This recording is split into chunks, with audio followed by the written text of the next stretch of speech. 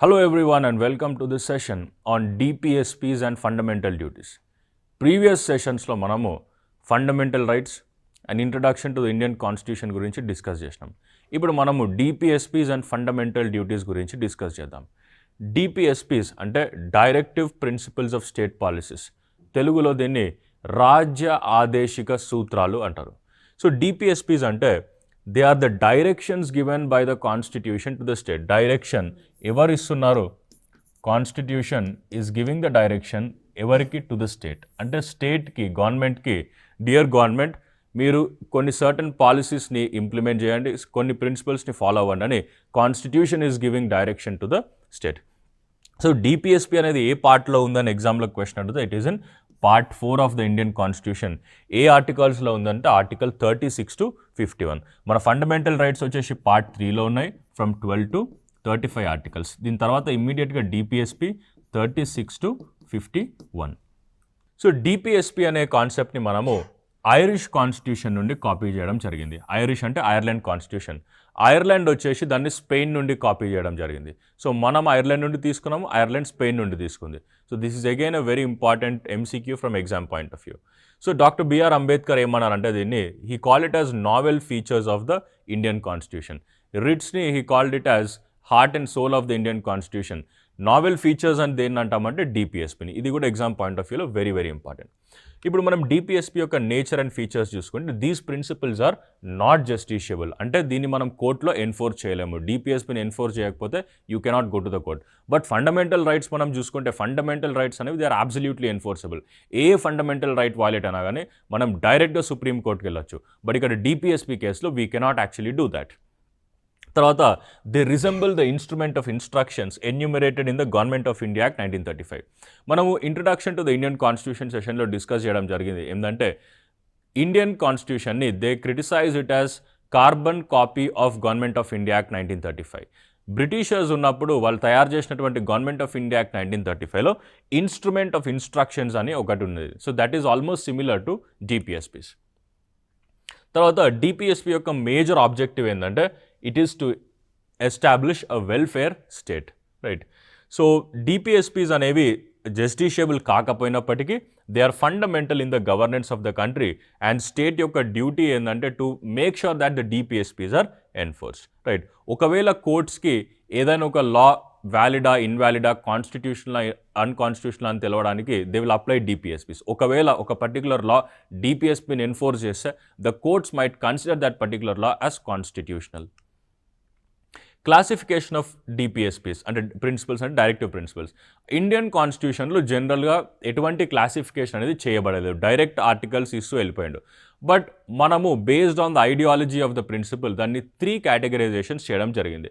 First one is socialist principles. So socialist principles వచ్చేసి they are aiming at providing social and economic justice. Second one Gandhian principles. So Gandhian principles అంటే గాంధీయన్ ఐడియాలజీని follow అయ్యేటటువంటి principles. And third one వచ్చేసి liberal intellectual principle. Liberal intellectual principles అనేవి these are kind of modern principles, right? So ఈ 3 classifications అనేవి this is not an official constitutional classification. కాన్స్టిట్యూషన్లో ఈ classification ఇవ్వబడలేదు, జస్ట్ మనం బేస్డ్ ఆన్ ఐడియాలజీ దాన్ని classify చేస్తున్నాము. ఫస్ట్ మనం సోషలిస్ట్ ప్రిన్సిపల్స్కి వెళ్తే ఆర్టికల్ 38. ఆర్టికల్ 38 ఏం చెప్తుందంటే state to secure a social order for the promotion of welfare of people. State యొక్క డ్యూటీ ఏంది? To secure a social order for the promotion of welfare of people. What type of justice and what type of welfare you have to do? Social, economic and political justice.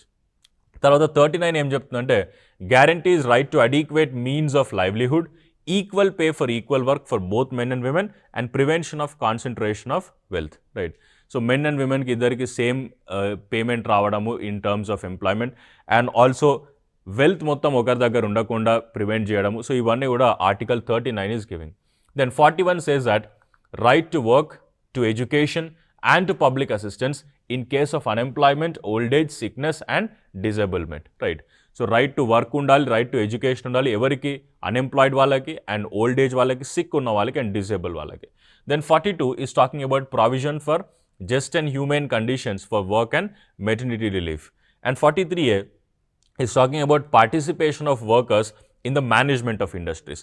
43A అనేది original కాన్స్టిట్యూషన్లో లేదు. It was added by 42nd amendment act of 1976. తర్వాత మనము గాంధీయన్ ప్రిన్సిపల్కి వెళ్దాం. Gandhian principles అనేవి they resemble the ideology of mister Gandhi. 40 ఏం చెప్తుందంటే organise village panchayats and endow them with necessary powers to function as units of self government. So ఇండియాలో మనం చూసుకుంటే the powers are divided between the centre and the states. But Gandhian ideology ఏంటంటే everything should be రూరల్కి ఎక్కువ power ఉండాలి, right?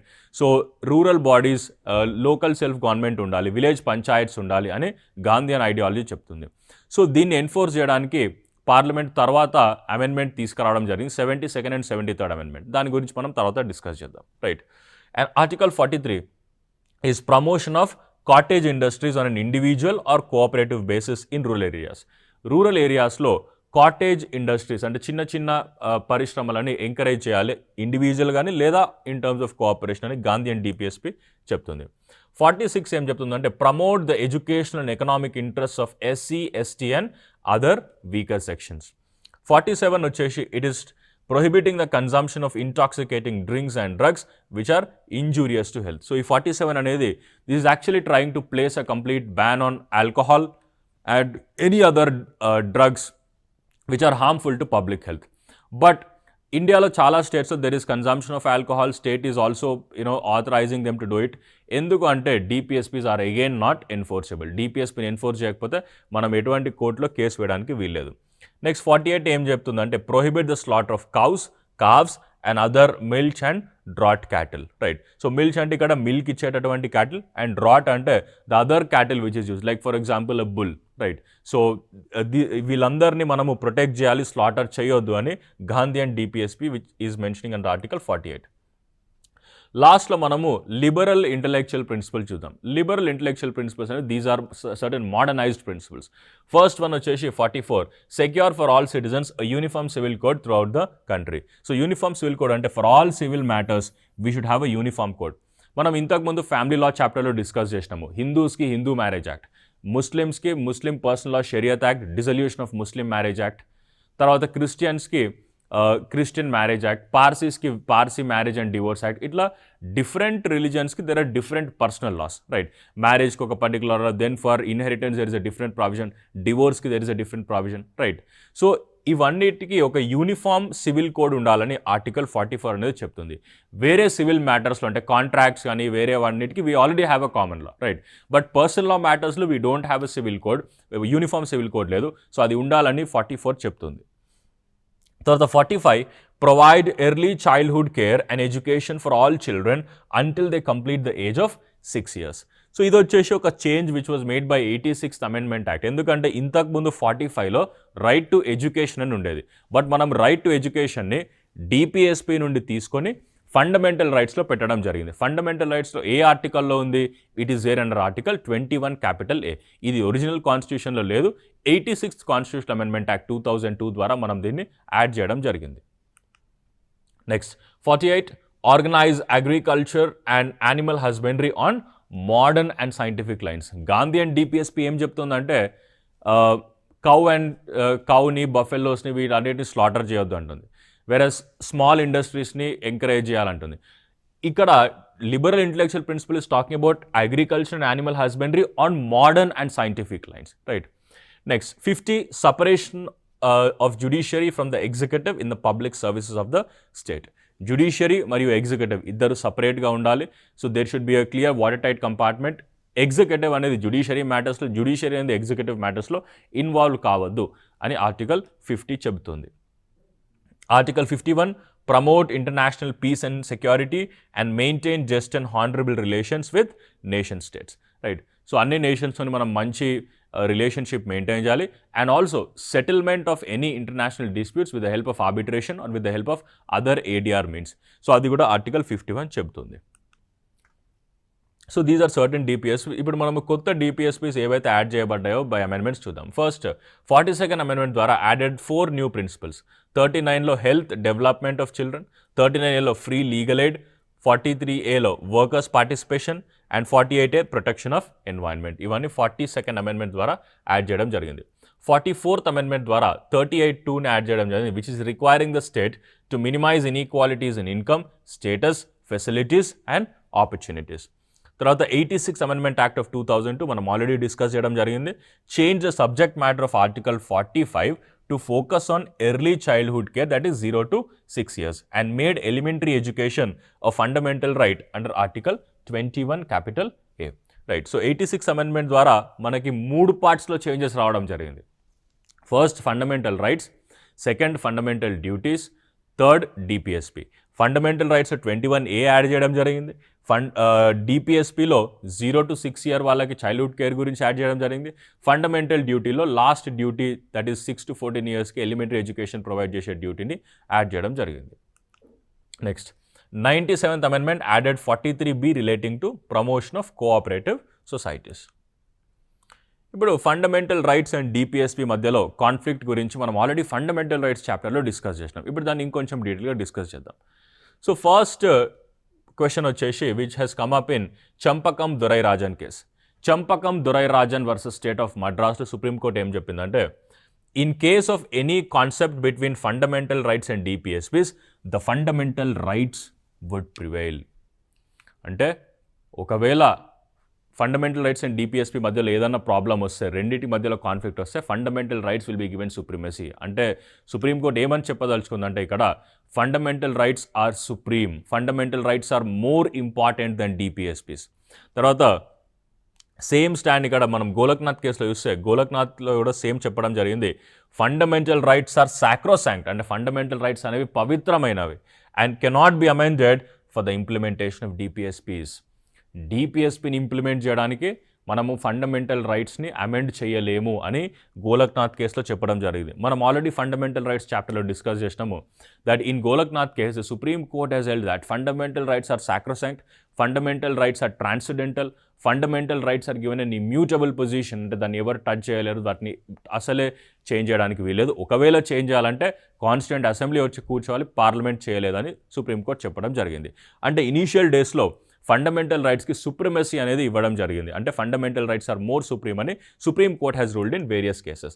తర్వాత కేశవానంద భారతి కేసులో this was actually overruled. ఎందుకంటే కేశవానంద భారతి కేసులో సుప్రీంకోర్టు ఏం చెప్పిందంటే, ఫండమెంటల్ రైట్స్ సుప్రీం కాదు, డిపిఎస్పి సుప్రీం కాదు, everything is a part of the constitution without touching basic structure.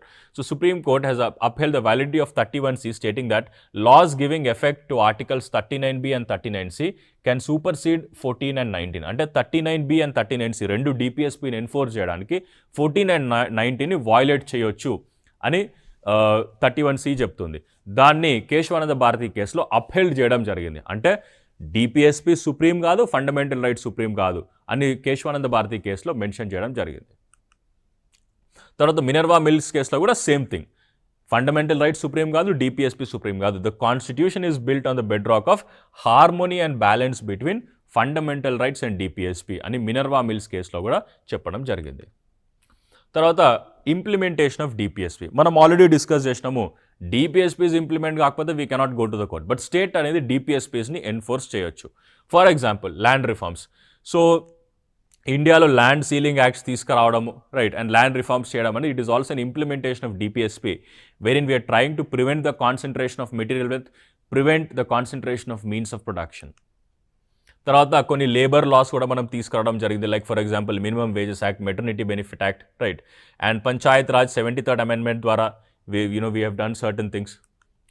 తర్వాత ఎన్వైరన్మెంట్ గురించి wildlife protection act, right, and legal aid గురించి national legal services authority act. So ఇవన్నిటిని మనము enforce చేయడం జరిగింది. And uniform civil code. So uniform civil code కూడా this is again a very important component. So కొన్ని states are trying to implement UCC, but again this is not completely implemented across the length and breadth of India, right.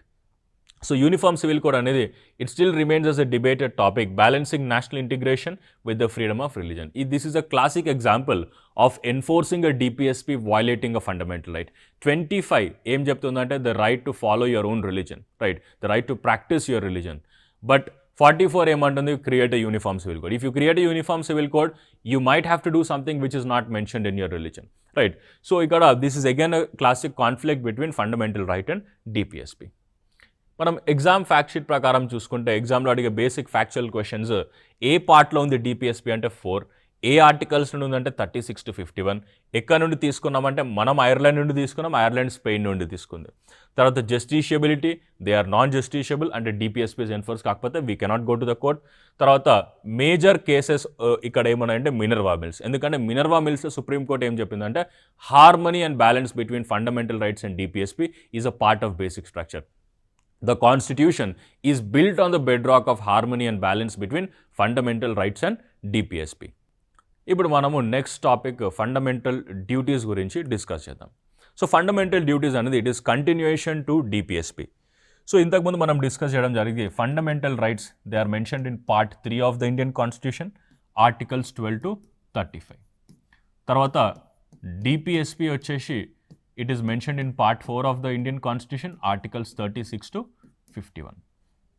Fundamental duties మనం ఏమనుకుంటాం next ఏ పార్ట్లో రావాలి, fundamental duties part 5లో రావాలనుకుంటాం, but part 5 కాదు. Part 5 is union executive. ఇది fundamental duties అనేది part 4Aలో ఉంది.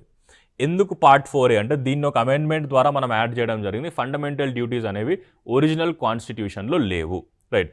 ఏ articles ఉంటుందంటే 51A నుండి 51K వరకు, రైట్. సో 51A నుండి 51K వరకు ఉండడం జరిగింది. మొత్తం 11 ఫండమెంటల్ డ్యూటీస్ ఉన్నాయి. సో ఫండమెంటల్ డ్యూటీస్ అనేవి they are the moral and civil obligations of the citizens to help build a patriotic and harmonious nation. ఇప్పుడు సిటిజన్స్కి రైట్స్ ఉన్నాయంట, హక్కులు ఉన్నాయి. హక్కులతో పాటు కొన్ని డ్యూటీస్ కూడా ఇవ్వడం జరిగింది, మనం ఫాలో చేయాల్సినటువంటి కొన్ని డ్యూటీస్. అది ఫండమెంటల్ డ్యూటీస్ చాప్టర్లో ఉంది. They are enshrined in part 4A of the Indian constitution which is there under single article that is 51A. 51Aలోనే స్మాల్ ABC నుండి K వరకు ఫండమెంటల్ డ్యూటీస్ అనేవి ఉంటాయి. సో ఫండమెంటల్ డ్యూటీస్ అనేవి దే ఆర్ నాన్ జస్టిషియబుల్ అంటే citizens cannot be directly punished by the courts for violating the law fundamental duties unless there is a specific law enforcing them. కాన్స్టిట్యూషన్లో fundamental rights ఉన్నాయి. ఒకవేళ fundamental rights violate అయితే remedy కూడా కాన్స్టిట్యూషన్లో నుండి that is under article 32 you can approach the supreme court. But fundamental duties violate అయితే అంటే మనం సిటిజన్స్ ఒకవేళ ఫండమెంటల్ డ్యూటీస్ని పాటించకపోతే ఎటువంటి పనిష్మెంట్ అనేది కాన్స్టిట్యూషన్లో మెన్షన్ చేయబడలేదు. సో పార్లమెంట్ ఏం చేయాలి, పార్లమెంట్ ఫండమెంటల్ డ్యూటీస్ని ఎన్ఫోర్స్ చేయడానికి ఒక లాని తయారు చేయాలి, వేరియస్ లాస్ తయారు చేసి ఆ లా ద్వారా ఎన్ఫోర్స్ చేయాలి, రైట్. ఎన్ఫోర్స్మెంట్ అనేది ఆర్డినరీ లా ద్వారా జరుగుతుంది, డ్యూటీ అనేది కాన్స్టిట్యూషన్లో ఉంది. బట్ మనం ఒకసారి ఆలోచిస్తే డ్యూటీ అంటే what is the meaning of duty? Duty అంటే మనం అందరం ఖచ్చితంగా చేయాల్సినటువంటి పని. డ్యూటీకి పనిష్మెంట్ లేదు. ఒకవేళ మనం డ్యూటీ చేయకపోతే if you're employed in let's say మీరు ఒక IAS ఆఫీసర్ అయిన అనుకుందాం. So if you're not doing your duty you might be suspended or you might not get your salary, right. So ఇక్కడ సిటిజన్స్కి ఫండమెంటల్ డ్యూటీస్ ఫాలో కాకపోతే ఎటువంటి punishment అనేది mention చేయబడదు directly in the constitution. So constitution ఏమని చెప్తుందంటే dear parliament you make a law and punish the citizens who are not enforcing fundamental duties. Next, the core philosophy is that the rights and duties are two sides of the same coin and one cannot exist with other. This is true. Rights ఉండాలి, సిటిజన్స్కి duties కూడా ఉండాలి. So అదే ఇక్కడ fundamental duties యొక్క main objective. So historical background చూసుకుంటే original కాన్స్టిట్యూషన్లో ఎట్లాంటి fundamental duties అనేవి లేవు. ఇది మనం ఎక్కడి నుండి ఇన్స్పైర్ చేసుకున్నామంటే from the constitution of USSR, right. So previous Soviet union constitution నుండి మనము ఫండమెంటల్ డ్యూటీస్ అనే కాన్సెప్ట్ పెట్టాలని అనుకున్నాము. అయితే ద గవర్నమెంట్ ఏం చేసిందంటే 1976లో they have set up Sardar Swaran Singh committee, right. So Swaran Singh కమిటీని to make recommendations on these duties during internal emergency. అయితే స్వరణ్ సింగ్ కమిటీ ఏం చెప్పిందంటే స్వరణ్ సింగ్ కమిటీ మొత్తం 8 ఫండమెంటల్ డ్యూటీస్ని ఎన్ఫోర్స్ చేయమని చెప్పింది. Parliament has added around 10 fundamental duties and 86th amendment ద్వారా ఇంకొక ఫండమెంటల్ డ్యూటీ యాడ్ చేయడం జరిగింది. సో టోటల్ వచ్చేసి 11 ఫండమెంటల్ డ్యూటీస్ ఉన్నాయి మన ఇండియన్ కాన్స్టిట్యూషన్లో. So based on these recommendations duties were added by the 42nd amendment act, right. So 42nd amendment act మనం mini constitution అంటాము. ఇది చాలా ఎగ్జామ్స్లో అడిగినటువంటి క్వశ్చన్. సో మనం ఫండమెంటల్ డ్యూటీస్ని లైన్ బై లైన్ చూసుకుంటూ వెళ్ళిపోదాం. First, all citizens, fundamental rights are ఎవరికి applicable అంటే to the citizens of India. Citizens must abide by the constitution, respect the ideals of the constitution, respect the institutions in the constitution, the national flag and also the national anthem. Citizens అందరూ కూడా కాన్స్టిట్యూషన్ని గౌరవించాలి, constitution ఉన్నటువంటి ఐడియల్స్ని follow కావాలి, and national ఫ్లాగ్ని, national యాంథమ్ని follow కావాలి and respect చేయాలని ఒక fundamental duty చెప్తుంది. Next వచ్చేసి every citizen should cherish and follow the noble ideas that inspired the national struggle for freedom. మన ఫ్రీడమ్ స్ట్రగుల్ని ఇన్స్పైర్ చేసినటువంటి ప్రిన్సిపల్స్ ఏవైతే ఉన్నాయో అవన్నిటిని మనం చెరిష్ చేయాలి, వాటన్నిటిని మనం ఫాలో కావాలి అని సెకండరీ ఫండమెంటల్ డ్యూటీ చెబుతుంది.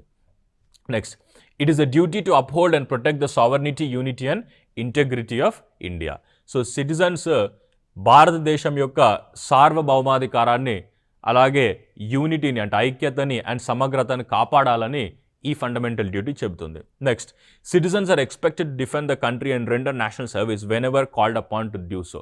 అంటే దేశం మిమ్మల్ని ఒకవేళ అడిగితే మీ సర్వీస్ కావాలి, నేషనల్ సర్వీస్ అంటే మనం వెళ్ళి ఖచ్చితంగా చేయాలి అని ఈ ఫండమెంటల్ డ్యూటీ చెప్తుంది.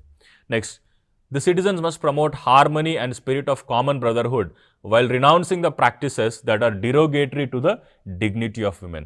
So first of all, we all should live in common brotherhood.